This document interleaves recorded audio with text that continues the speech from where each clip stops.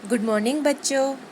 आज हम पढ़ेंगे हिंदी का पाठ 3 जिसका नाम है स्वामी विवेकानंद। विश्व में ऐसे कुछ महान लोग हुए हैं जिन्होंने अपने कार्यों से अपने समाज और देश का नाम ऊंचा किया है। अपने ज्ञान से संसार को नई दिशा दी। स्वामी विवेकानंद ऐसे ही संत थे जिन्होंने अपना सब कुछ मानव जाति के कल्याण के लिए भेंट कर दिया। आज हम उन्हीं की कहानी सुनेंगे। सबसे पहले तो मैं एक कहानी आपको दिखाऊंगी, उसके बाद मैं आपको दूसरी कहानी सुनाऊंगी। आज सारे बच्चे चुप हैं। संगीत के मास्टर जी ने बड़ी करारी डांट लगाई। भूगोल के अध्यापक वेणुगोपाल जी के आते ही कुछ हलचल शुरू हो गई, पर कुछ ही क्षणों में फिर चुप्पी छा गई। धीरे धीरे लड़कों की फुसफुसाहट शुरू हो गई। क्यों रे, कॉपी तो लाया है ना? अरे बाप रे बाप, मैं तो भूल गया। वेणुगोपाल जी ने घूर कर देखा तो दोनों लड़के चुप्पी साध गए। अरे गणेश, तेरी गाय ने जो बछड़ा दिया है वह कैसा है? विशु ने फुसफुसाते हुए पूछा। उजला, एकदम सफेद। शाम को आऊंगा देखने। पर शाम को तो नदी किनारे कंचे खेलने जाना है ना? इतने में वेणुगोपाल जी ने फिर घूर कर चुप रहने का संकेत दिया। एक लड़के को कापियां इकट्ठी करने का आदेश दिया।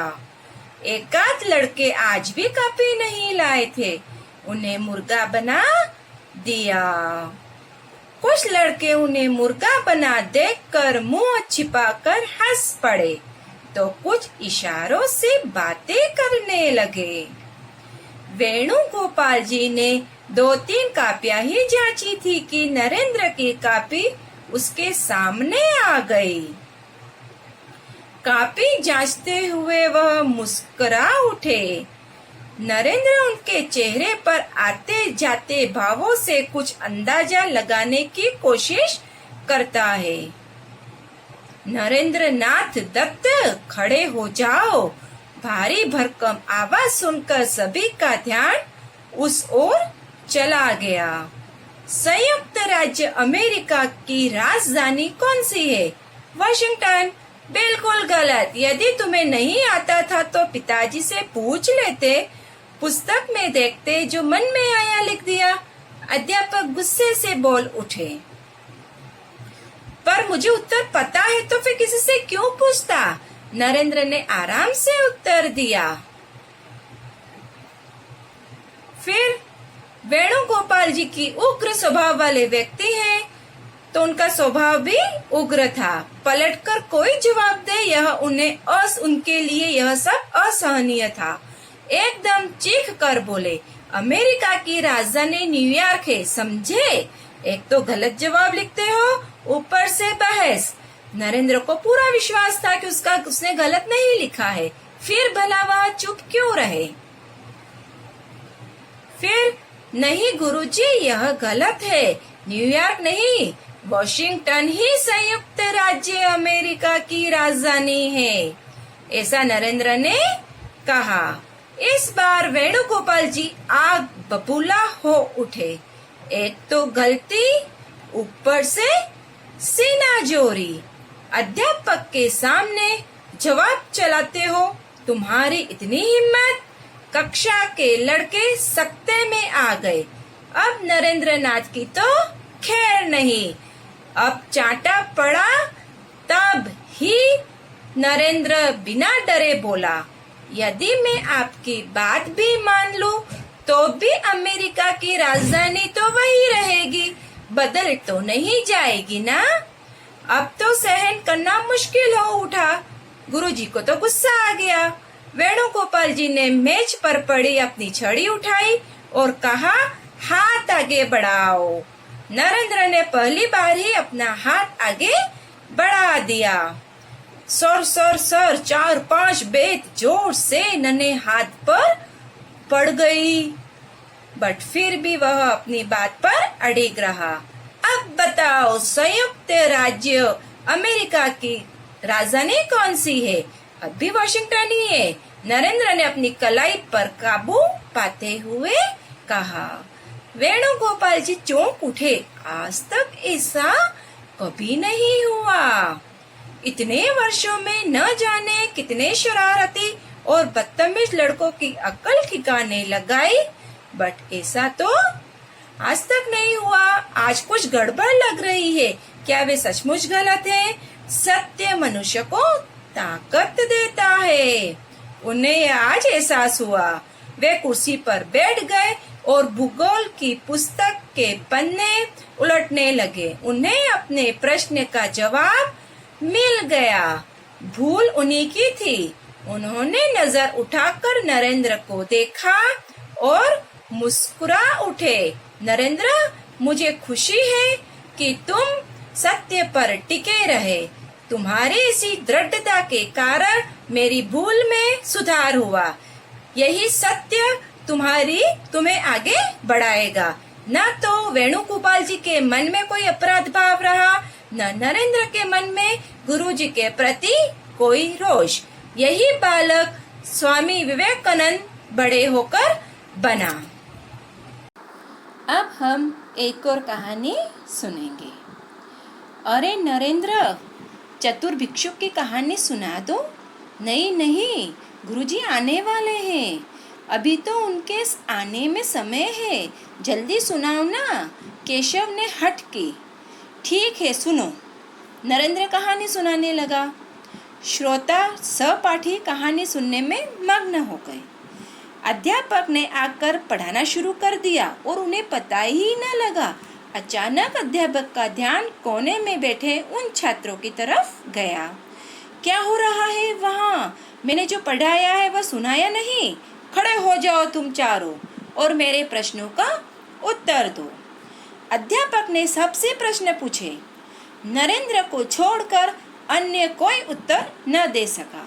शिक्षक ने कहा, नरेंद्र को छोड़कर सभी खड़े रहो।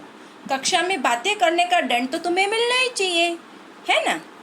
तो गुरुजी, मुझे भी दंड दीजिए। कहानी में ही सुना रहा था। नरेंद्र ने स्वीकारा। नरेंद्र की सच्चाई और ईमानदारी देखकर अध्यापक दंग रह गए। यह सच बोलने वाला बालक नरेंद्र आगे जाकर स्वामी विवेकानंद के नाम से प्रसिद्ध हुआ। स्वामी विवेकानंद का जन्म 12 जनवरी 1863 को मकर संक्रांति के दिन कोलकाता में हुआ। बचपन में उनका नाम नरेंद्र नाथ था। छोटा नाम उनका नरेंद्र पड़ा। उनके पिता का नाम विश्वनाथ दत्त था। वे उच्च न्यायालय में वकील थे। अंग्रेजी भाषा ज्ञान और भाषण कला नरेंद्र को विरासत में मिले। उनकी माता भुवनेश्वरी देवी धार्मिक महिला थी। वे नरेंद्र को रामायण महाभारत के किस्से कहानियाँ सुनाती थी, जो आजकल तुम भी टीवी में देख रहे हो, जिससे नरेंद्र में धर्म के प्रति रुचि उत्पन्न हुई। उन पर माँ का विशेष प्रभाव रहा। उनकी बुद्धि कुशाग्र थी, मतलब वो तेज बुद्धि वाले थे। वे कक्षा में हमेशा प्रथम आते थे। उन्होंने छोटी उम्र में ही महान ग्रंथों का अध्ययन कर उन्हें याद कर लिया था। उनमें नेतृत्व का अद्भुत गुण था। उन्हें व्यायाम, कुश्ती, घुड़दौड़, तैराकी का भी शौक था।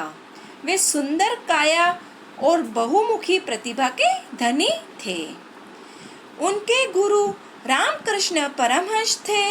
उन्होंने नरेंद्र को विवेकानंद नाम दिया। विवेकानंद नाम किसने दिया था नरेंद्र को? तो उनके गुरु रामकृष्ण परमहंस थे। उन्होंने एक बार स्वामी विवेकानंद अमेरिका गए। अमेरिका के शिकागो शहर में विभिन्न धर्मों के प्रतिनिधि अपने अपने धर्म के विषय में बताने आए थे। विवेकानंद ने भारत की ओर से अपना भाषण दिया। भाषण में उनके संबोधन में भाइयों और बहनों को सुनकर सभा में तालियां गूंज उठी, क्योंकि यह शब्द सुनना विदेश वालों के लिए बहुत ही अच्छा था। अगले दिन उनके भाषण की चर्चा पूरे अमेरिका में हुई। उन्होंने अपने कार्यों और विचारों से विश्व में भारत का नाम रोशन किया।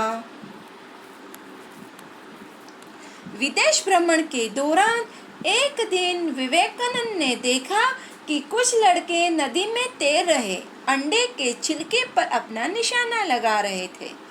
किसी का निशाना ठीक नहीं लग पा रहा था। विवेकानंद जी उनके पास गए और लगातार कई बार सही निशाने लगाए।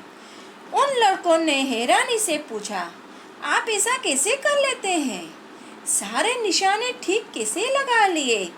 तब उन्होंने कहा कि अगर अपना पूरा ध्यान काम पर लगाओगे तो तुम्हें सफलता जरूर मिलेगी। वे केवल एक संत ही नहीं, देशभक्त, वक्ता, विचारक, लेखक भी थे। उनका संदेश था, उठो, जागो और तब तक न रुको जब तक तुम्हें अपनी मंजिल प्राप्त न हो जाए। ये था हमारा पाठ। इस पाठ को आपको 2 बार रीड करना है। Thank you.